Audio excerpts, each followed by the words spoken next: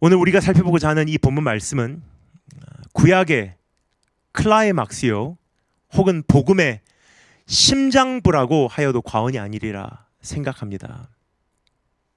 하나님께서는 아담으로부터 시작된 죄 문제를 해결하기 위하여 아브라함의 씨앗을 선택하셨습니다.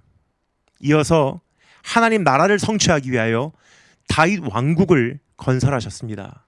그리고 이 땅에 메시아를 보내주셨습니다.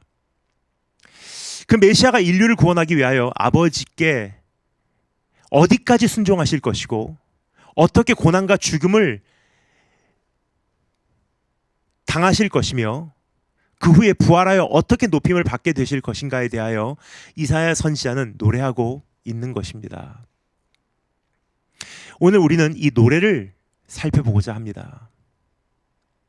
이 노래는 하나님께서 보내주실 종을 향하여 이사야 선지자가 작사한 네 번째 곡입니다. 우리는 이 노래를 통하여 하나님께서 베푸신 그 위대한 구원을 다시금 가슴에 깊이 새김으로 심령과 삶의 변화를 얻기를 소망합니다. 이 노래는 5개의 시구, 스탠자로 나뉘어져 있습니다. 따라서 다음과 같이 구분하여 이 노래를 살펴보면 좋겠습니다. 첫 번째, 종을 향한 노래. 두 번째, 외면당하신 종. 세 번째, 고난 받으신 종. 네 번째, 침묵하신 종.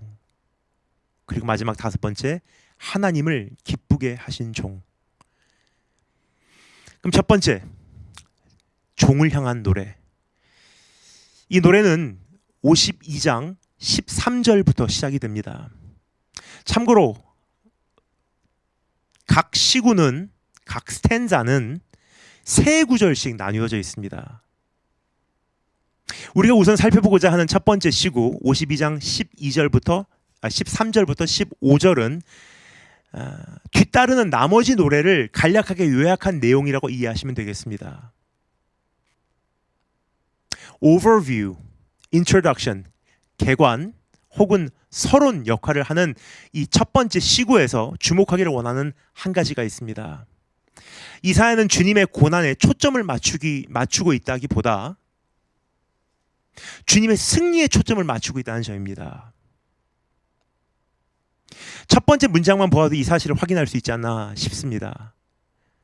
52장 13절 말씀 제가 다시 한번 읽겠습니다. 보라, 내 종이 형통하리니 받들어 높이 들려서 지극히 존귀하게 되리라. 그러니까 이제부터 불려지는 이 노래를 요약한 recap, summarize, 요약한 첫 번째 시구인 52장 13절부터 15절의 첫 번째 문장이 무엇이냐? 그가 높임을 받으리로다. 즉 이사야가 부르고자 하는 이 노래의 중점은 단순히 고난받는 종이 아니라 고난을 통하여 승리를 거두신 종이라는 뜻입니다.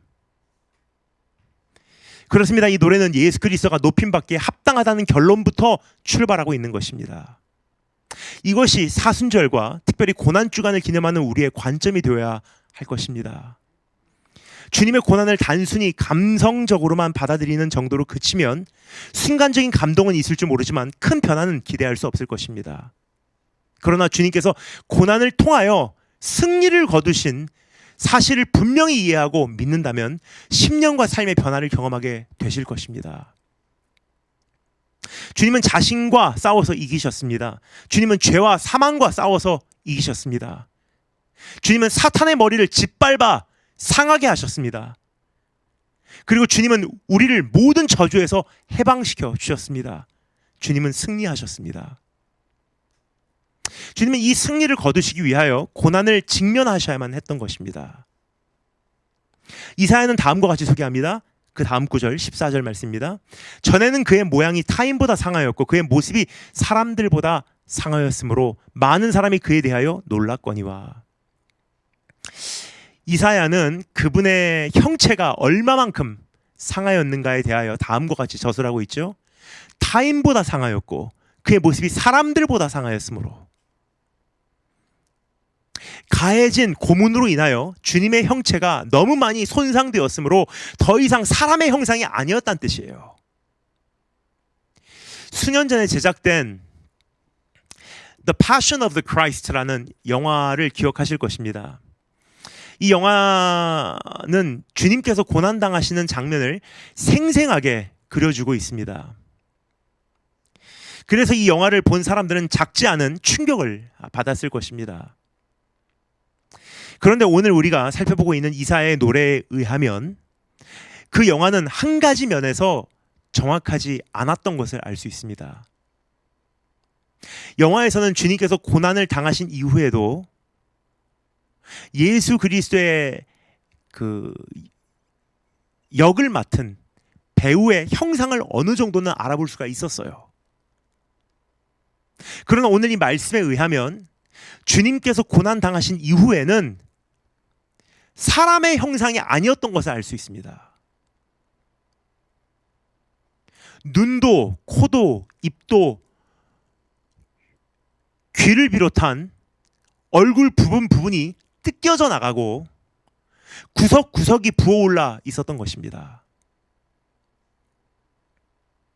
이로 인해 많은 사람이 놀랐다고 합니다. 근데 여기서 사용되고 있는 놀랐다는 단어가 단순하지 않습니다. 이사야는 다면적인 의미가 담긴 이 단어를 의도적으로 선택한 것 같습니다. 52장 15절에 보면 이해가 가실 것입니다. 그 다음 구절, 첫 번째 시구의 마지막 구절, 52장 15절입니다. 제가 읽겠습니다. 그가 나라들을 놀라게 할 것입니다. 다시 한번 이 단어가 사용되죠. 놀란다. 왕들은 그로 말미암아 입을 봉하리니 이는 그들이 아직 그들에게 전파되지 아니한 것을 볼 것이요 아직 듣지 못한 것을 깨달을 것임이라. 우리말로는 놀란다라고 번역되어 있는 이 단어는 히브리어로는 야ጼ입니다. 이것은 영어로 surprise가 아니라 sprinkle, 뿌리다. 예를 들어 피를 뿌리다란 단어예요. 그럼 원어 그대로 번역을 하면 다음과 같이 읽을 수 있을 것입니다. 그가 나라들을 위에 뿌릴 것이며. 그러면 우리말로는 이게 사실 말이 안 되는 문장이 돼버리기 때문에 번역을 나라들이 놀랐다라고 번역을 했어요. 근데 이것을 원어를 직번역을 하면요, 예수님께서 나라들을 뿌리신대요. 그래서 영어 어떤 성경에는 실제로 shall he sprinkle, 뿌리다, many nations라고 번역이 되어 있습니다. 그럼 이것은 무엇을 의미할까요? 조금 전에 말씀드렸듯이 이 단어는 다면적인 의미를 우리에게 전해주고 있습니다. 우선 1차적으로는 주님의 상한 형상으로 인해서 사람들이 공포에 질려 놀랄 것이고, 동시에 여러 왕들은 그로 말미암아 경외심으로 입을 봉하게 될 것이며, 이 소식을 전해 듣게 되는 여러 나라들은 그의 핏뿌림을 통하여 정결케 됨을 얻게 될 것이라는 뜻입니다. 이것이 예수 그리스도의 순종과 희생과 고난과 죽음이 이루어낸 공로입니다. 참으로 예수 그리스도는 높임을 받기에 합당하신 분이십니다. 이제 시작되는 고난주간, 여러분은 무엇을 마음에 새기길 원하시는지요? 물론 주님의 고난을 기억하는 것이 중요합니다. 하지만 거기서 머무는 것이 아니라, 혹은 부활절까지 보류하는 것이 아니라 주님의 승리를 마음껏 되새기시길 바랍니다. 내 삶의 영역마다 예수 그리스도께서 이미 2000년 전에 거두신 승리를 선포하시기 바랍니다. 주님의 상하신 얼굴로 보이신 아름다움, 주님의 찢겨진 몸으로 이루신 하늘나라, 이것이야말로 위대한 역전이요, 위대한 역사요, 위대한 구원인 것입니다. 두 번째, 외면당하신 종. 첫 번째 시구에서 요약된 내용을 다룬 후 두 번째 시구로 들어가며 이사야는 조금 더 구체적으로 나누기 시작합니다. 우선 예수 그리스도께서 외면당하신 사실에 대하여 말합니다. 53장 1절입니다. 우리가 전한 것을 누가 믿었느냐? 우리가 우리 여호와의 팔이 누구에게 나타났느냐 그래요. 여기서 우리라고 하는 것은 이사야를 비롯한 여러 선지자들을 가리키고 있는 것입니다. 그들이 예수 그리스도에 대하여 선포한 메시지를 세상은 거절했다는 뜻입니다.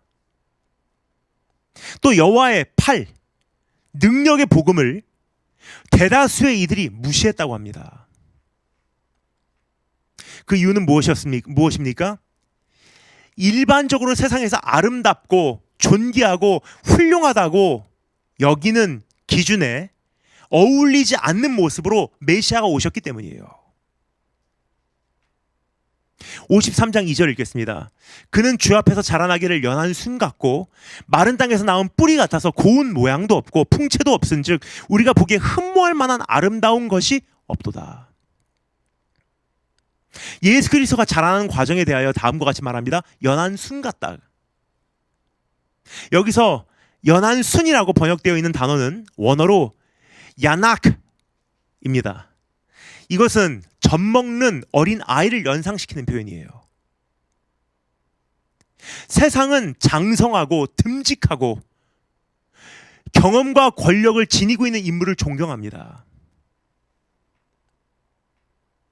순수하고 순진하고 힘을 휘두르지 않는 사람은 믿음직하지 못하다고 생각하죠. 그런데 주님은 바로 세상이 원하는 모습이 아니라 주 여호와 하나님 앞에서 자라나기를, 즉 하나님께서 귀하게 보시는 그 기준으로 우리에게 등장하셨다는 거예요. 더 나아가 주님은 마른 땅에서 나온 뿌리 같았다고 합니다. 여기서 말하는 마른 땅은 건조한 시대, 어두운 사회, 악한 세대를 의미합니다. 이러한 묵은 현실 속에서 어느 날 갑자기 새싹이 피어오르듯이 예수 그리스도를 통하여 그 시대 한복판, 세대 한복판, 사회 한복판에서 천국 복음이 선포가 되기 시작해요. 병든 자들을 치유하시기 시작합니다. 기득권층에 맞서서 사역을 시작한 것입니다. 얼마나 많이 두드려 맞았을까? 주님께는 고운 모양도 없고 풍채도 없은즉 보기에 흠모할 만한 아름다운 것이 없었다고 합니다. 즉 세상의 기준으로 잣대질 해볼 때 주님께 끌리는 매력이 없었다는 거예요. 부유하기보다 오히려 가난하고, 화려하기보다 오히려 소박하고, 상류층이 아니라 서민적이고, 그리고 힘을 휘두르기보다 오히려 겸손하고 온유하신 모습으로 우리에게 다가오셨기 때문입니다. 그래서 이사야는 다음과 같이 말합니다. 53장 3절 말씀 읽겠습니다. 그는 멸시를 받아 사람들에게 버림받았으며 간고를 많이 겪었으며 질고를 아는 자라. 마치 사람들이 그에게서 얼굴을 가리는 것 같이 멸시를 당하였고 우리도 그를 귀히 여기지 아니하였노라. 전혀 예상하지 못했던 메시아의 모습으로 인하여 사람들은 그에게서 얼굴을 돌려 그를 멸시하였고 그를 귀히 여기지 않았다고 합니다. 그러나 그분은 강고를 많이 겪었다고 합니다. 한평생 고생만 하다가 떠난 사람이란 뜻이에요. 부유한 어린 시절이 있었지만 어른이 되면서 가난해진 것이 아니에요. 혹은 반대로 어려운 어린 시절이 있었지만 어른이 되면서 인생을 역전한 것도 아닙니다. The story of Jesus Christ. 예수 그리스도의 인생 사는 무엇이냐? 한평생 고생만 하다가 가신 거예요. 질고를 아는 자라. Man of sorrow. 참 기가 막힌 표현이에요. 질고의 남자라는 뜻이에요. 또 그분은 질고를 아는 자라라고 소개하고 있죠. 주님은 선거철만 되면 서민들의 고생을 아는 척하며 그럴듯한 말만 늘어놓는 정치가와는 다르다는 것입니다. 주님은 실제로 고생과 서러움과 억울함과 답답함과 걱정과 근심을 본인이 직접 경험하고 이것에 대하여 잘 아는 분이라고 성경은 이야기하고 있는 것입니다. 사람들에게는 외면당하고 예수 그리스도의 모습은 누추하고 소박하고 연약하고 순진하고 순수하고 힘을 휘두르지 아니하고 겸손하고 온유하고 높아지지 않고 낮아지고. 그러니까 세상은 그런 사람을 별로 좋아하지 않는 것 같아요. 그래서 주님은 우리의 연약함과 부족함과 아픔을 공감해 주십니다. 본인이 겪어보셨기 때문이에요. 오늘도 모든 문제를 가지고 주님께 나오라고 우리를 부르시고 계십니다. 그래서 이 찬양이 제 가슴에 다시 불려지더라고요. 이 말씀을 제가 준비하면서 이 찬양을 다시 부르면서 얼마나 은혜가 되었는지. 죄짐 맡은 우리 구주 어찌 좋은 친구인지, 걱정 근심 무거운 짐 우리 주께 맡기세. 시험 걱정 모든 괴로움 없는 사람 누군가, 부질없이 낙심 말고 기도드려 아뢰세. 이런 진실하신 친구 찾아볼 수 있을까? 우리 약함 아시오니 어찌 아니하를까? 근심 걱정 무거운 짐 아니신 자 누군가, 피난처는 우리 예수 주께 기도드리세. 세상 친구 멸시하고 너를 조롱하여도 예수 품에 안기어서 참된 위로 받겠네. 우리의 그 연약함, 부족함, 누추함, 소박함, 잘나지 못한 부분들, 오히려 그것을 보시고 멸시하신 분이 아니라 공감하시고 이해하시고 민망히 여기시고 더 귀하게 감싸주시는 분이란 뜻이에요.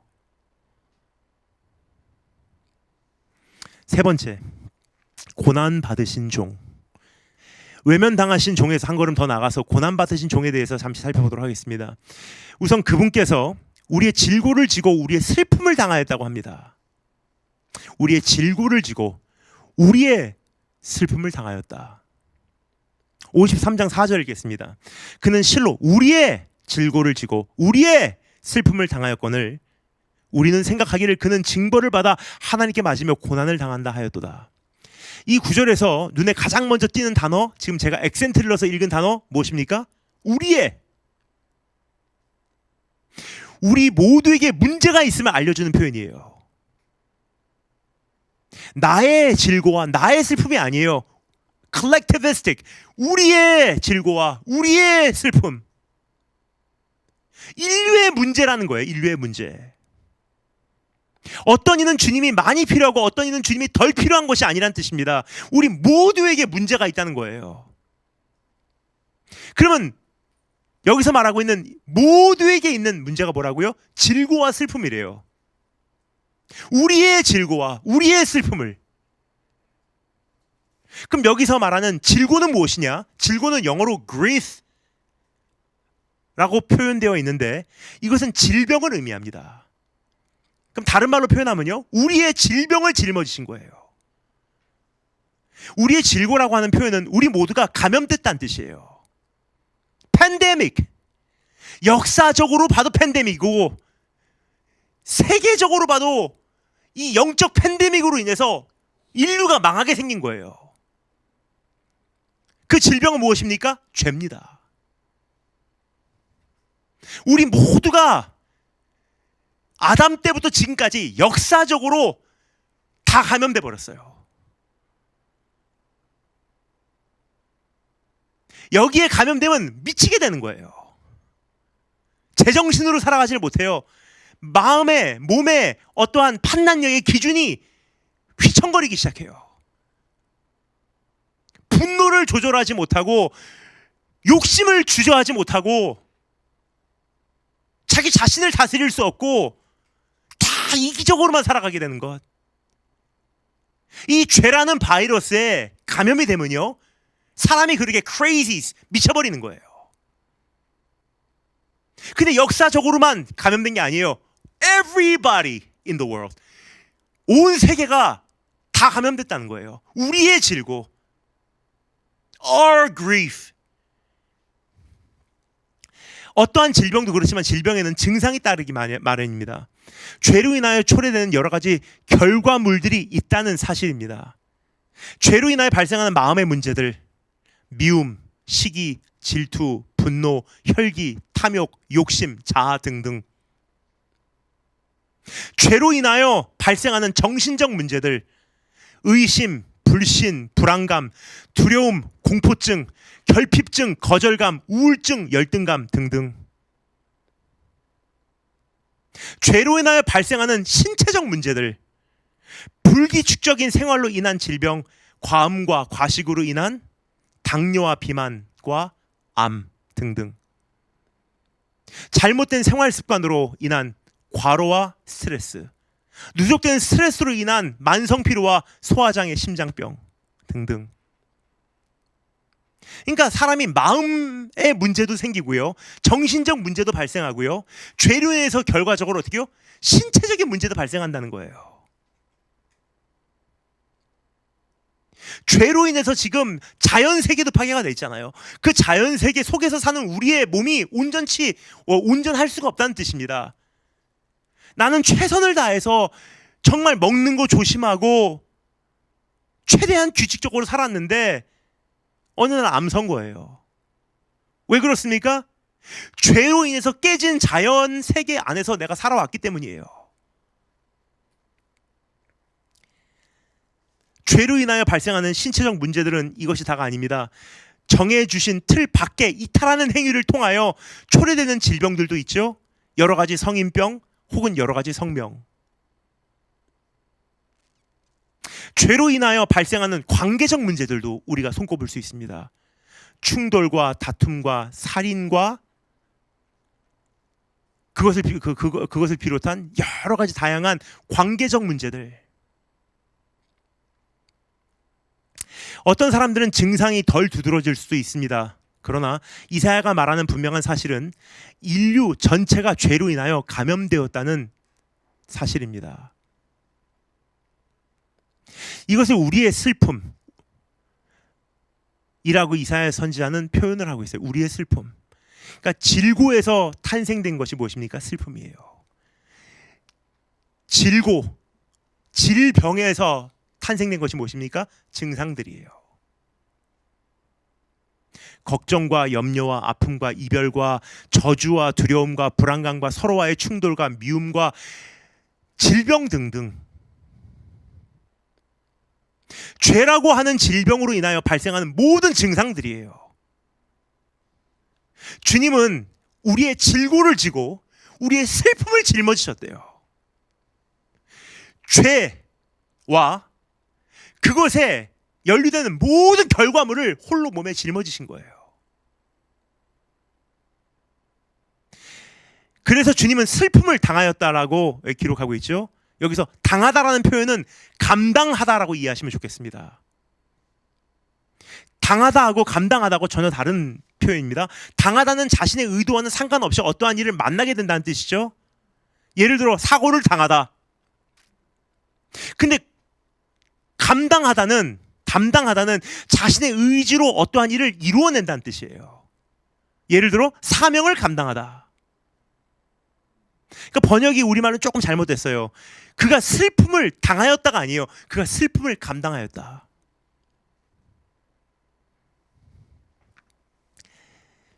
주님께서 우리의 슬픔을 감당하셨다는 것은 주님께서 죄로 인한 모든 증상을 자신의 몸으로 흡수하시고 우리 대신 죽어주셨다는 뜻이에요. 이것에 대하여 다음 구절은 이렇게 말합니다. 53장 4절 말씀 읽겠습니다. 그가 찔림은 우리의 허물 때문이요 그가 상함은 우리의 죄악 때문이라. 그가 징계를 받음으로 우리는 평화를 누리고 그가 채찍에 맞음으로 우리는 나음을 받았도다. 이 말씀을 한마디로 요약합니다. Vicarious atonement, 번역하면 대속죄예요. 죄가 없으신 분이 죄가 있는 자를 대신하여 그 값을 치러주셨다는 뜻이에요. 의인의 신분이 죄인의 신분과 바꿔치기 됐다는 뜻이에요. 의인의 축복이 죄인의 저주와 바꿔치기 되어버렸다는 뜻입니다. 그가 찔림은 우리 허물 때문이요 그가 상함은 우리의 죄악 때문이라. 그가 징계를 받음으로 우리는 평안을 누리고 그가 채찍에 맞음으로 우리는 나음을 입었도다. 스위치 스위치 스위치. Vicarious atonement. 대속죄. Changing places. 자리가 바뀌어버리는 거예요. 부모가 자녀가 아픈 것을 보면 차라리 내가 아프고 말지라는 바람이 있어요. 근데 사실 그 자리를 못 바꿔요. 대신 내가 아프고 싶어도 그 마음이 아무리 간절해도요, 내가 대신 아플 수가 없는 거예요. 근데 하나님이 어떤 분이시냐? 대신 아파주시러 이 땅에 오신 분이세요. 주님께서 왜 고난당하시고 왜 죽임당하셨습니까? 우리의 허물 때문입니다. 우리의 죄악 때문입니다. 우리가 평화를 다시 누리게 하기 위함입니다. 우리가 나음을 입게 하기 위함입니다. 이사야 선지자에게는 다른 직업이 있었어요. 그러니까 선지자마다 자기의 본업이 있고 또 자기의 부업이 있었어요. 어떤 때는 자기의 본업이 선지자인 사람들이 있었지만 때로는 하나님께서 어떤 선지자를 부르시기 전에는 자기의 직업들이 있었던 사람들이 있습니다. 근데 이사야 선지자도 그랬던 것 같아요. 이사야 선지자의 원래 직업은 의사였었어요. 의원. 그래서 그가 사용하는 단어를 분석해 보면요, 그가 의사였다는 것을 조금 감지할 수 있지 않나 싶습니다. 우리는 죄로 인하여 다면적으로 그리고 다겹적으로 병에 걸려 있어요. 이사야의 표현을 빌리지만 우리는 상해 있는 것입니다. 그러니까 상하다, wounded, something's wrong. 죄라고 하는 질병으로 인하여 여러 가지 방면에서 그 죄의 결과를 겪고 있었다는 뜻이에요. 그러니까 질고와 슬픔이 우리 삶 속에 있었다는 뜻입니다. 따라서 우리의 고난은 단순하지 않은 거예요. 왜냐, 그 슬픔만 해도요, 그 바이러스로 인해서 감염된 우리의 나타나는 현상이 너무 다양하게 삶의 구석구석을 지금 다 덮어버렸기 때문에 우리의 관계성과 우리의 마음과 우리의 심령과 우리의 정신과 우리의 판단력과 이 바이러스가 한 부분만 공격하는 것이 아니에요. 삶 전체를 덮어버렸어요. 관계가 그렇게 되니까 어떻게 됩니까? 사회도 그 감염된 것과 마찬가지예요. 사회도 바이러스로 인해서, 죄라는 바이러스로 인해서 영향을 받은 거예요. 사회가 그렇게 되면 어떻게 되죠? 자연 체계도 그렇게 영향을 받게 돼 있어요. 그런 저주받은 사람들이 사는 세상이 자연 체계가 어떻게 되겠습니까? 아담 한 사람으로 죄를 졌는데 patient zero예요. 제일 먼저 감염된 사람이에요. 근데 그 사람이 감염되고 나니까 자식 대대로 유전돼서 그 죄가 내려오고요.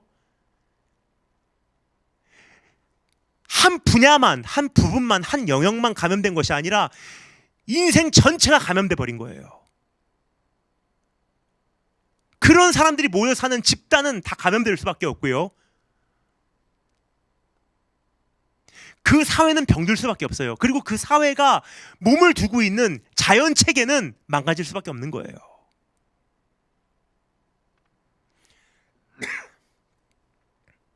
따라서 우리의 고난은 단순하지 않습니다. 우리가 겪는 고난은 매우 다양합니다. 그러한 죄로 인해서 이미 망가진 세상에 살면서 우리가 겪는 문제는요, 그냥 아프다, 슬프다 정도가 아니라 우리에게 다가오는 통증은 매우 다양해요. 때로는 송곳같이 깊이 파고드는 찔리는 통증을 경험할 때가 있어요. 때로는 쇠 몽둥이로 맞는 듯이 큰 타격을 입히는 상처를 받을 때가 있습니다. 때로는 채찍에 맞아 살점이 통째로 뜯겨나가는 듯한 아픔을 느낄 때도 있는 거예요. 혹은 창이나 칼로 찌르는 듯한 쓰라림으로 인하여 밤을 새우는 경우도 있습니다. 근데 오늘 이 말씀에 보면요, 주님께서 다양한 고통을 당하신 것을 확인할 수가 있어요. 그러니까 의사 입장에서 이것을 기록하기 때문에 단면적인 모습을 본 게 아니에요. 다양한 상처를 표현을 해요. 주님은 찔리고 상하고 채찍에 맞으셨다고 기록하고 있어요.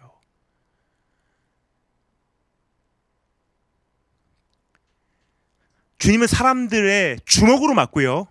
채찍들 당하시고, 근데 채찍도 보통 채찍이 아닙니다. 우리가 일반적으로 말을 탈 때 하는 채찍은 그냥 회초리예요. 근데 그 당시 로마 군인들이 사용했던 채찍은요, 깨진 유리 조각 아니면 부서진 동물 뼈, 이빨 같은 거를 그 가죽에 달았어요. 다 주렁주렁 가죽에 달았는데 그게 우리가 일반적으로 생각하는 회초리가 아닙니다. 그 엷은 가죽 줄로 이 손잡이만 묶어놓은 거예요. 손잡이만 묶여져 있고요. 나머지는 이 가죽 줄로 형성이 돼 있어요. 근데 가죽 줄 한 가닥 한 가닥은 다 동물 이빨이나 깨진 유리 조각으로 덮여져 있어요. 근데 그것을 물에 담궈둡니다. 그러면 가죽이기 때문에 물을 흡수하죠. 그럼 나중에 고문이 시작될 때 물에서 그 가죽 채찍을 들어 올리면요, 한 사람이 손으로 들 수 없는 정도의 물 먹은 가죽이기 때문에 이게 엄청난 무게가 되는 거예요. 그 엄청난 무게가 된 가죽 채찍을 가지고요, 자기 전신에 체중을 실어서 내려치는 거예요. 그럼 어떻게 되죠? 수십 개나 되는 이 가죽 줄이요, 더군다나 그 앞에 동물 깨진 뼈, 유리 조각이 다 박혀 있는 그것이 몸에 탁 엉켜붙습니다. 그리고 그것을 떼어내요. 그럼 어떻게 되죠? 그냥 때리는 게 아니에요. 그것이 박힌 상태에서 떼어내기 때문에 몸에 살점들이 떨어져 나가는 거예요. 이것이 예수 그리스도께서 받으신 채찍질이에요. 그러니까 사람의 형태가 아니었다는 거예요.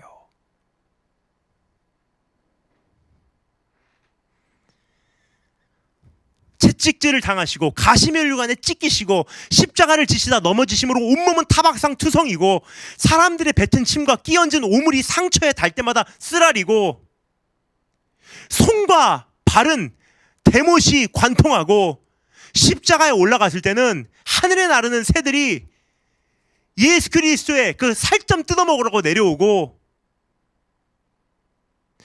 옆구리는 창이 뚫고 들어와 심장까지 파열하고 거기서는 물과 피가 다 쏟아져 나가고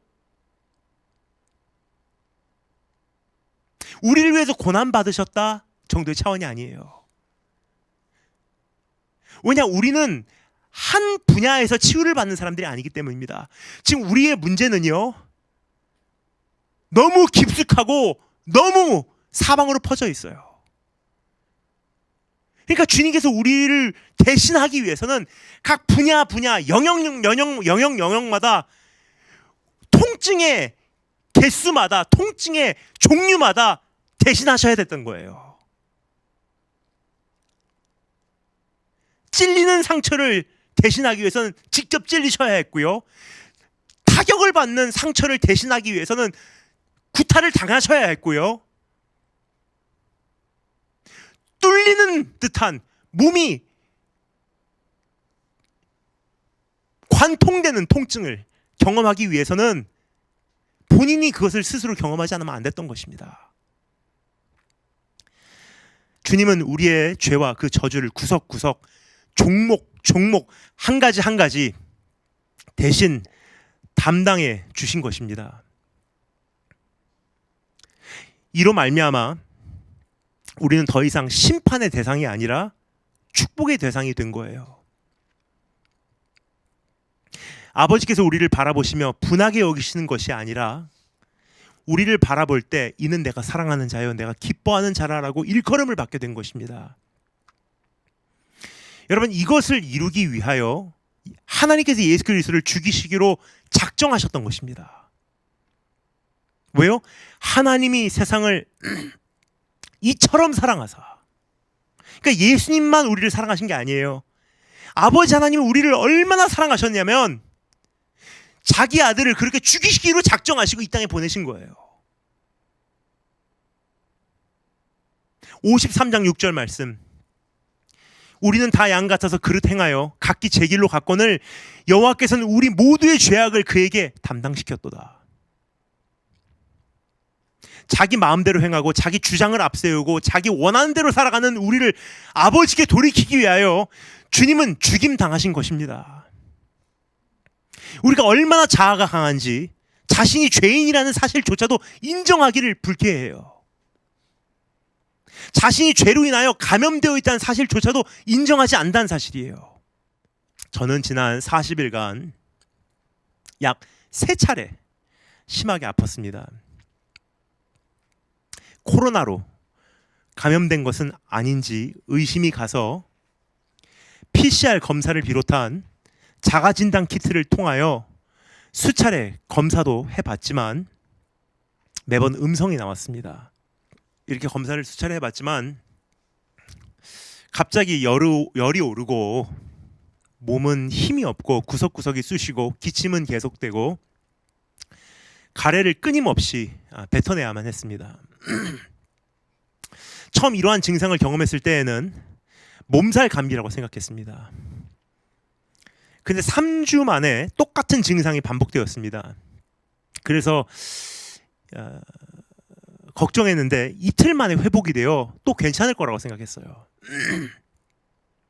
하지만 그 다음 주인 어제 또 열이 오르기 시작한 것입니다. 대낮부터 오한으로 인해 얼마나 떨었는지 모릅니다. 처음에는 별거 아니겠지라고 떠넘기고 그 다음에는 강팍하게 그냥 지나가고 그리고 결국은 내가 뭔가 문제가 있구나라고 생각되어 월요일날 이제 될 수 있으면 시간이 잡히면 전신 건강 검진을 받으러 들어가려고 합니다. 우리의 죄 문제가 이와 같다고 생각합니다. 대수롭지 않게 생각하고 강팍하게 배짱으로 오기를 부리고 다 잘 될 거라고 막연하게 소망하고 죄를 해결하자고 하면 시간이 없다든지 지금은 아니라든지 나중에 한다든지 혹은 불쾌해합니다. 그러나 이 말씀을 통하여 우리를 부르신 하나님께서는 다음과 같이 말씀하시고 계십니다.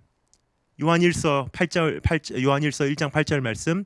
만일 우리가 죄가 없다고 말하면 스스로 속이고 또 진리가 우리 속에 있지 아니할 것이요. 요한일서 1장 9절 말씀. 만일 우리가 우리 죄를 자백하면 그는 미쁘시고 이로사 우리 죄를 사하시며 우리를 모든 불의에서 깨끗하게 하실 것이요. 그러니까 사실 우리가 얼마나 자아가 세냐면 우리가 지금 죄로 인해서 감염됐다는 사실 자체를 인정하기 싫어한다는 거예요. 저와 같이 심각하게 아파도 병원 가기를 싫어하는 것과 똑같습니다. 근데 하나님께서 우리를 부르실 때 어떻게 부르시냐? 죄부터 자백하래요. 죄를 자백한다는 것은 무엇입니까? 나에게 죄 문제가 있습니다. 나는 감염이 되어 있습니다. 나는 무증상일 수는 있으나 죄를 복인하였기에 내가 만지는 모든 것이 죄로 인해 물들어 버립니다. 그래서 나는 예수님이 필요합니다. 나는 죄 문제를 스스로 해결할 수가 없습니다. 나를 살려주세요. 이게 자백한다는 거예요. 고백한다는 거예요. 그래서 로마서 10장 10절에서 말하죠. 사람이 마음으로 믿어 의에 이르고 입으로 신하여야 구원에 이르느니라. 고백이 뭐가 그렇게 대단해서? 고백은요, 여러분, 나는 죄를 인정합니다. 나는 그리고 예수가 필요합니다라는 선포예요. 이 말이 아무것도 아닌 것 같아도요. 그래서 하나님께서 자백하라고 하는 거예요. 제가 이렇게 몇 번이나 아팠는데 끝까지 저는 안 아파 별거 아니야 하고 있으면 고쳐지겠습니까?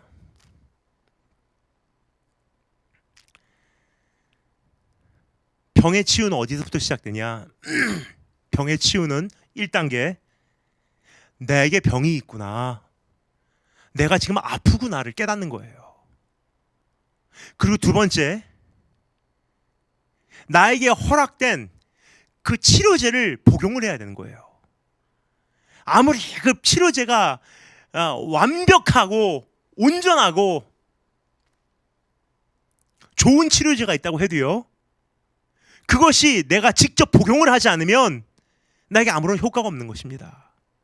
그러니까 예수 그리스도를 우리 삶 속에 영접하고 내 죄를 자백하고 그분을 내 삶 속에 모신다는 것은요, 그 치료제를 복용한다는 뜻이에요.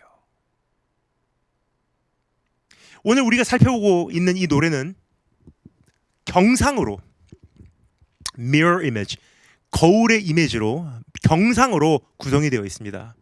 그래서 52장 13절부터 53장 12절까지 지금 본문 말씀이죠.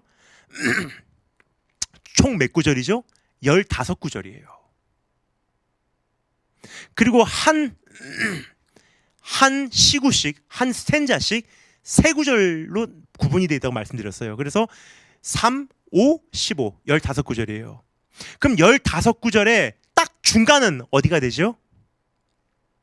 8번째 구절입니다. 이 노래는 이 8번째 구절을 중심으로 경상으로 형성이 되어 있는 거예요. 이 노래의 중심에 서 있는 그럼 이 8구절째는 무엇입니까? 53장 5절이에요. 이것이 이 노래의 심장이라는 거예요. 이것을 말하고 싶어서 이사야 선지자는 이 아름다운 노래를 작사한 거예요. 52장 13절부터 하면요, 53장 12절까지 딱 중간이 어디죠? 53장 5절이에요. 이것이 이 노래의 가장 중심부에 있는 심장입니다. 내용은 그가 찔림은 우리의 허물 때문이요 그가 상함은 우리의 죄악 때문이라. 그가 징계를 받음으로 우리는 평화를 누리고 그가 채찍에 맞음으로 우리는 나음을 받았도다. 주님은 우리를 대신하셨어요. 고린도후서 5장 21절 말씀, 하나님이 죄를 알지도 못하는 이를 우리를 대신하여 죄로 삼으신 것은 우리로 하여금 그 안에서 하나님의 의가 되게 하려 하심이라. 그러므로 이제 자기 죄를 인정하고 예수를 영접하고 10년과 삶의 변화를 경험하라고 우리를 초대하고 있는 것입니다. 물론 우리가 예수님 영접한 사람들이에요. 그러나 우리의 삶에 아직도 그 찌꺼기 같은 죄들이 많이 남아 있어요. 근데 그것이 없어져 가는 것이 아니라 그것이 오히려 골마가고 썩어져 가고 그 곰팡이가 우리 삶 속에 번져가는 부분들이 있지 않나 생각이 됩니다.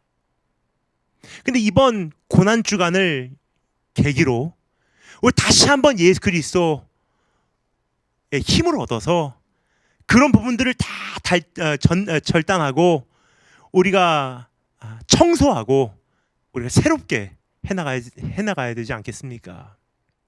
오늘날의 비극은 교회에서조차 이 죄에 대하여 말을 아끼고 있다는 사실입니다. 이 세상 모든 종교는 죄에 대하여 엄격한 태도를 보이지 않습니다. Lonely voice, 굉장히 외로운 목소리가 뭐냐? 복음이에요. 왜냐하면 이 세상의 모든 종교는요, 죄에 대해서 엄격하게 말하고 있질 않아요. 예를 들어 불교는 환생을 통하여 전생에 잘못한 것은 다음 생에 잘하면 된다고 이야기를 하고 있어요. 신토교를 비롯한 여러 종교는 우리는 천성적으로 다 선하다라고 가리키고 있어요.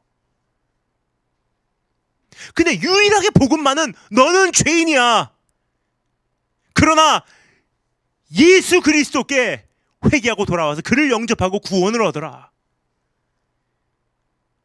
그러니까 복음이 인기가 있겠습니까? 근데 이상하게 그 복음을 받아들였다는 것은요, 하나님의 선물이래요. 이게 믿어지게 되는 것. 내가 죄인입니다. 이것을 인정하는 것이 기적이에요, 여러분. 세상 사람들은 이러한 메시지를 별로 좋아하질 않아요. 오히려 이 세상 종교가 말하고 있는 메시지를 선호합니다. 너는 천성적으로는 굉장히 좋은 사람이야. 아, 그래요? Maybe I am. 세상 자체도 이렇게 말하지 않습니까? 우리 안에 문제 해결책이 있대요. The new you.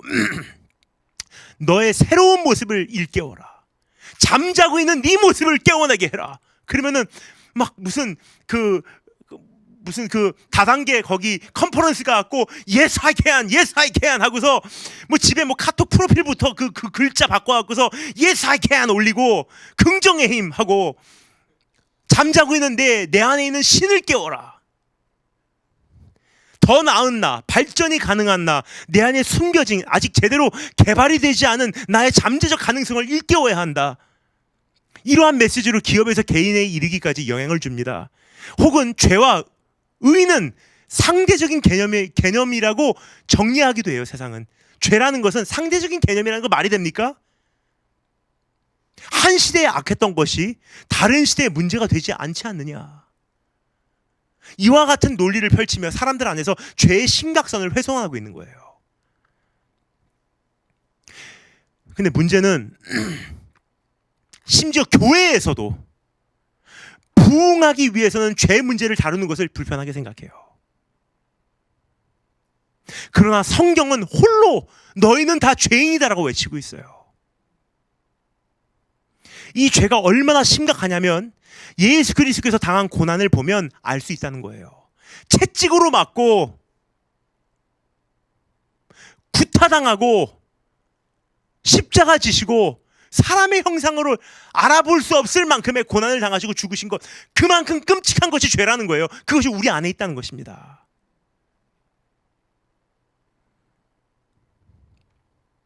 하나님께서 자신의 아들을 어떻게 내려치셨는지를 보면 죄가 얼마만큼 심각한지를 알 수 있는 것입니다. 그럼 우리에게 남은 선택은 딱 한 가지예요. 죄를 자백하고 예수 그리스도를 의지하고 하나님께 돌아오는 것입니다. 심지어 내 안에 있는 작은 부분까지라도 아직도 찌꺼기같이 남아있는 부분이 있다면 이제 제거해야 되는 거예요. 예수님 안에서 그걸 해결해야 되는 것입니다. 그러면 죄의 용서를 받게 될 것이고 죄로 인한 저주에서 해방될 것이며 10년과 삶의 상한 구석들이 치유를 받게 될 것입니다. 네 번째, 침묵하신 종. 주님을 높여드리기를 원하는 한 가지 제목이 있습니다. 고난 가운데 침묵하셨다는 사실입니다. 53장 7절 말씀 읽겠습니다. 그가 곤욕을 당하여 괴로울 때에도 그의 입을 열지 아니하였으며 마치 도수장으로 끌려가는 어린 양과 털 깎는 자 앞에서 잠잠한 양같이 그의 입을 열지 아니하였도다. 주님은 아버지의 손에 굴복하셨으므로 고난 가운데 입을 열지 않으셨던 것입니다. 세상의 죄를 위하여 자신의 아들을 죽이시기로 작정하신 아버지 하나님의 뜻을 받드셨기에 잠잠하셨던 것입니다. 그런데 침묵을 하면 사람들은 오해하기 마련이에요. 마땅히 죽임을 당해야 한다고 단정짓고 분명 그럴 만한 죄가 있을 거라고 정죄하며 자신을 구원할 힘도 없다고 조롱하게 되어 있는 것입니다. 그 누구도 예수 그리스도께서 우리의 죄를 위하여 죽으셨다고 말하지 않습니다. 53장 8절 말씀, 그는 곤욕과 신문을 당하고 끌려갔으나 그 세대 중에 누가 생각하기를 그가 살아있는 자들의 땅에서 끊어지면 그가 죽으심은 땅에 형벌받을 우리를 위해서 내 백성의 허물 때문이라 하였으리요. 그러나 주님은 사명을 완수하셨고 결국 죽임을 당하셨습니다. 9절 말씀, 그는 강포를 행하지 아니하였고 그의 입에 거짓이 없었으나 그의 무덤이 악인들과 함께 있었으며 그가 죽은 후에 부자와 함께 있었도다. 이 모든 과정 가운데 주님은 자신의 입술을 지켜내셨다는 뜻이에요. 자신을 위한 어떠한 변론도 혹은 남을 공격하는 그 어떠한 폭언도 하지 않으셨던 것입니다. 그리고 주님은 악인들과 함께 죽임을 당하셨대요. 그 이유는 세상은 최대한 예수 그리스도를 불명예스럽게 하고자 했던 것입니다. 죽은 후에나 돼서 부자와 함께 눕게 되는 정도예요. 이와 같이 주님은 억울함과 답답함과 분통 터지는 경험을 하실 수밖에 없었던 것입니다. 하지만 이 모든 과정에서 주님은 침묵하셨어요. 아버지 하나님께 굴복하셨기 때문입니다. 자신이 높임을 받든 천대를 받든 인정해 주든 박해를 받든 자신을 대우를 하든 경멸을 하든 자신을 하나님 손에 온전히 맡겨버린 거예요.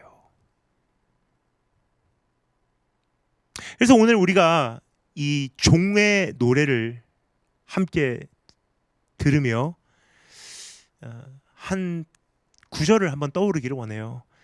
베드로전서 4장 13절 말씀, 너희가 그리스도의 고난에 참여하는 것으로 즐거워하라.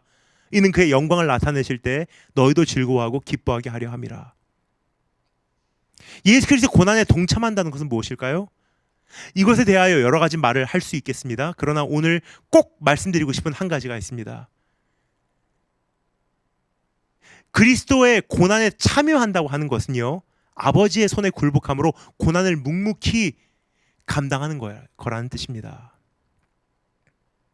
고난 가운데 너무나 많은 원망과 비판과 불평을 말하고 자신을 끊임없이 변론하며 남을 인정사정 없이 공격하는 것이 아니라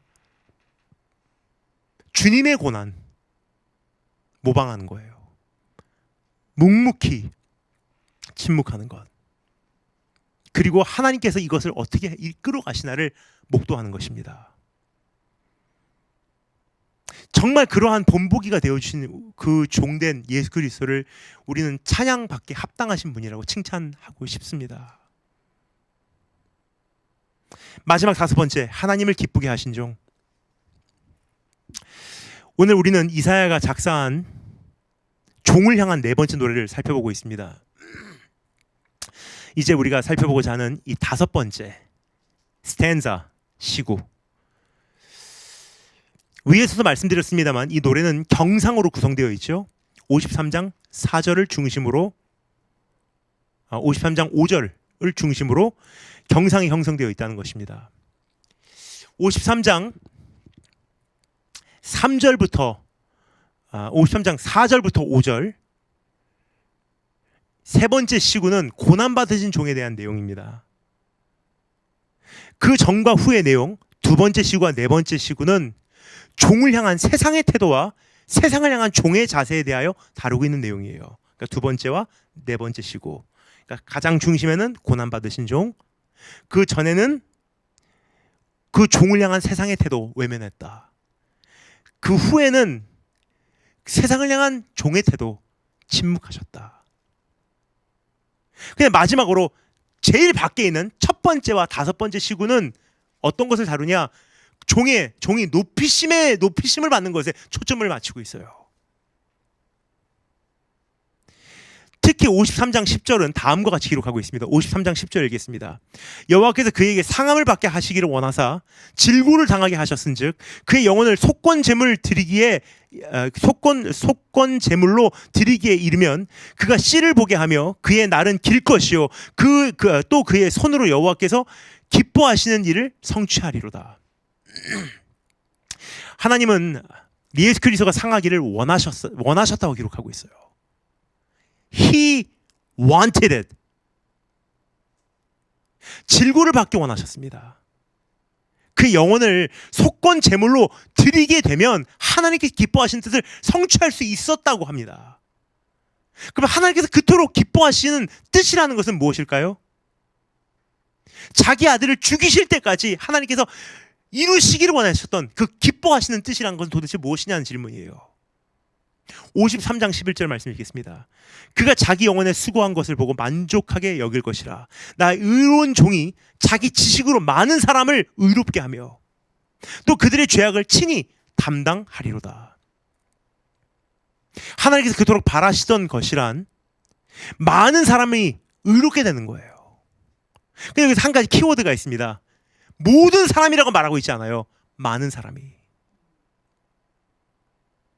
Not all the people, but many people. 뿐만 아니라 오늘 이 말씀의 흐름을 보면요. 많은 나라가 놀랜대요. 많은 민족이 놀랜대요. 모든 나라와 모든 민족이 아닌 거예요. 그러면 여기서 놀라는 많은 사람들은 누구냐? 복음을 듣고 내가 죄인이라는 사실을 깨닫고 회개하고 돌아온 사람들을 이야기하고 있는 거예요. 그 사람들만 오늘 하나님께서 말씀하시는 의롭게 되는 예수 그리스도의 사역의 열매인 것입니다. 그들의 죄악을 예수 그리스도께 담당시키신 것입니다. 53장 12절 말씀 마지막 구절이에요. 그러므로 내가 그에게 존귀한 자와 함께 몫을 받게 하며 강한 자와 함께 탈취한 것을 나누게 하리니 이는 그가 자기 영혼을 버려 사망에 이르게 하며 범죄자 중 하나로 헤아림을 받았음이니라. 그러나 그가 많은 사람의 죄를 담당하며 범죄자를 위하여 기도하였느니라. 하나님을 기쁘게 해드린 예수 그리스도를 위하여 그에게 존귀와 존귀한 자와 함께 몫을 받게 하며 강한 자와 함께 탈취한 것을 나누게 하신다고 합니다. 이것은 고대 시대 왕자들에게 사용했던 단어예요. 왕자가 그의 몫으로 이어받는 유업 혹은 전쟁에서 승리를 거둔 후에 나누어 갖게 되는 탈취물에 대하여 소개하며 예수 그리스도를 하늘 왕국의 왕자라고 선포하고 있는 것입니다. 이 땅에 잠시 낮아져서 고난을 받고 승천하셨는데 하늘나라에서는 승리하고 돌아오는 아버지 대신에 전쟁터에 나가서 원수를 무찌르고 승리하고 돌아오는 왕자로서 셀러브레이션, 축제가 일어났다는 거예요. 이렇게 예수 그리스도를 높이는 것에는 그가 영혼을 버려 사망에 이르기까지 하였기 때문이라고 성경 기록합니다.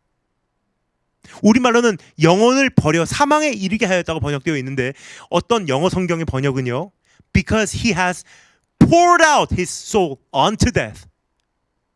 그가 죽음에 이르기까지 자신의 영혼을 다 쏟아부었기 때문이래요. 이것만 봐도 하나님 어떻게 섬겨야 되는지 우리 본보기 되신 예수님을 통해서 알 수 있어요. 죽음에 이르기까지 우리의 영혼을 다 쏟아내야 되는 거예요.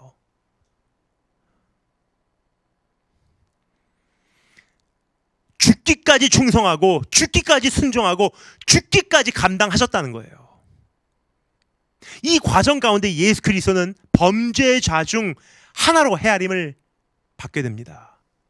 그러나 주님은 오히려 범죄자를 위하여 중보해 주셨다고 내가 기록하고 있어요. 참으로 아름다운 예수님, 높임을 받기에 합당하신 존귀하신 주님이세요. 이것이 이사야의 네 곡이 있는 종의 노래 중 제일 아름답다고 많이들 칭찬하는 네 번째 곡입니다. 근데 여긴 참 많은 미스테리가 있어요. 이 이사야서 52장 13절부터 53장 12절까지 기록된 이 내용을 가지고요, 적지 않은 충돌들이 있었습니다. 특별히 이 말씀은요, 유대교 랍비들에게는 굉장히 껄끄러운 내용이에요. 왜냐, 이것을 읽고요, 예수 그리스도를 연상 안 할 수가 없는 내용이거든요. 그래서 어떤 이들은 이 말씀을 읽고 이것은 기독교가 만들어낸 이야기라고 그렇게 그냥 단정 짓습니다. 근데 문제는 뭐냐? librarian, 이 모든 문서를 관리하고 있었던 사람들은 기독교인들이 아니라 유대인들이에요. 우리가 만들어낸 이야기가 아니라는 거예요. 그러니까 이 말씀은 껄끄러운 이야기예요. 그리고 이 분이 도대체 누구시냐? 미스테리예요. 여기서 등장하는 고난받으신 종이 도대체 누구시냐? 그것을 알고 싶다 하면서 이디오피아 내시가 그것을 읽고 있는데 빌립이 달려가서 그분이 예수라고 알려줍니다. 오늘 우리에게도 이 복음이 펼쳐졌어요. 그분이 누군지를 우리는 이제 보게 되었습니다. 이제 그분을 우리의 가슴 벅차게 영접만 한다면 우리의 삶에도 그런 변화가 있을 줄 믿습니다. 오늘 우리는 주님께서 성취하신 그 위대한 구원에 대하여 살펴보았습니다. 이 구원은 외면당하신 종, 고난받으신 종, 침묵하신 종, 그리고 하나님을 기쁘게 하신 종이신 예수 그리스도께서 이루신 공로입니다. 오늘 이 말씀을 통해 주님께 합당한 예배와 찬양과 감사를 드리기를 원합니다. 그리고 한 걸음 더 나아가 주님의 희생으로 구원받은 자로서 주님의 고난에 동참하고자 하는 결단이 있기를 원합니다. 주님의 고난에 동참한다는 것은 멀리 있는 현실이 아닙니다. 선교지 가서 나도 순교하는 것으로 주님의 고난에 동참할 수 있지만 그것이 모두가 될 수가 없기 때문에 그리스도의 고난에 동참한다는 것은 지금 내가 대한민국 땅에 살면서 나는 어떻게 해야 할 것인가? 하나님 앞에서 연한순같이 순전하고 순수하고 온순하게 살아갈 때 하나님 앞에서 자라나기를. 세상에게 멸시당하게 돼 있어요. 세상은 권력자들, 힘이 있는 자들, 관록이 있는 사람들,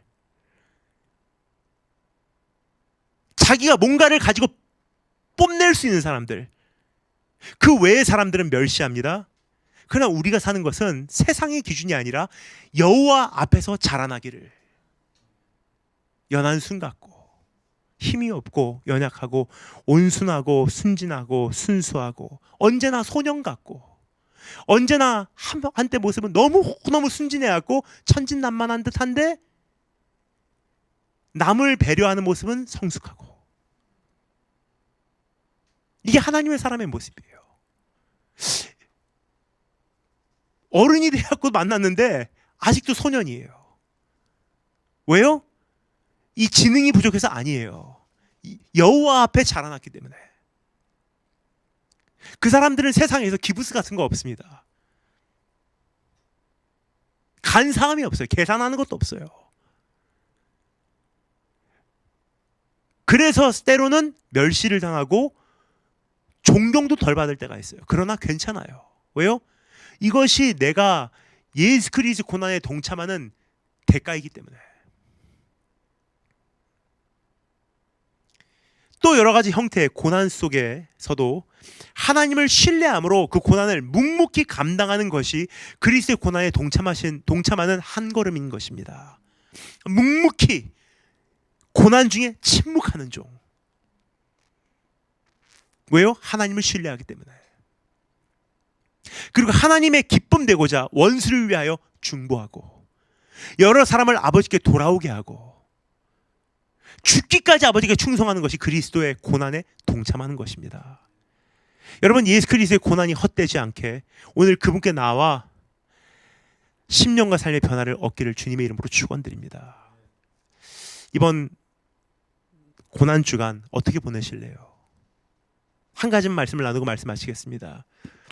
최근에 보니까 어떤 기사에 떴는데 27살짜리 한 젊은 남자 청년이 뇌사 상태의 어떤 사고로 인해서 왠지 모르겠는데 뇌사 상태로 이렇게 있다가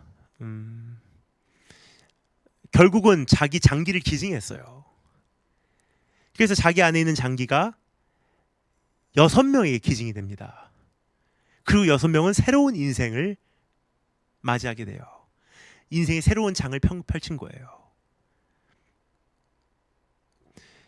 근데 그 부모님, 아들을 잃은 부모님은 이제 새로운 생명을 얻은 6명을 보고서 바람이 있을 거예요.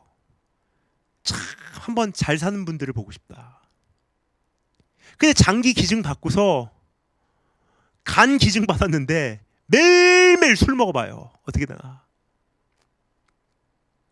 폐 기증 받았는데 옛날 폐 없어졌다고 새로운 폐 생겼다고 매일매일 담배 펴봐요. 어떻게 되나.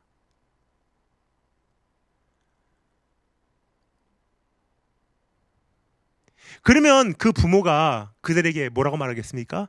My son died for you. 내 아들이 당신을 위해서 죽었습니다라고 말하고 싶을 거예요. 우리가 그리스도의 몸이 된다는 것은 바로 이것입니다. 그분이 순전한 피로 이 세상의 모든 감염자들을 위해서 죽으신 거예요.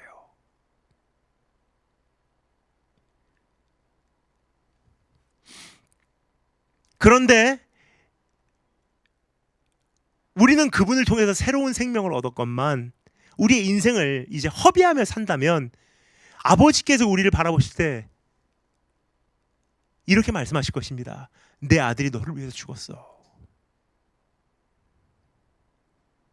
오늘 예수 그리스도를 통해서 새로운 생명 얻은 자로서 어떻게 살아가야 할지 한 번 더 우리가 생각해 보기를 원합니다. 내 안에 흐르는 피, 예수의 피라는 것은요, 피가 나에게 흘러 들어왔다는 뜻이에요. 그분의 피는 몸에서 다 빠져나가고 그 피는 나에게 수혈이 돼서 그 피가 내게 채워졌다는 뜻이 아닙니까? 나는 내가 쇠하고 그분이 흥하면 된다고 생각했어요. 그런데 그 고백이 있기 전에 그분이 이미 2000년 전에 그분이 쇠하시고 내가 흥하게 하신 거예요. 다 같이 기도하겠습니다.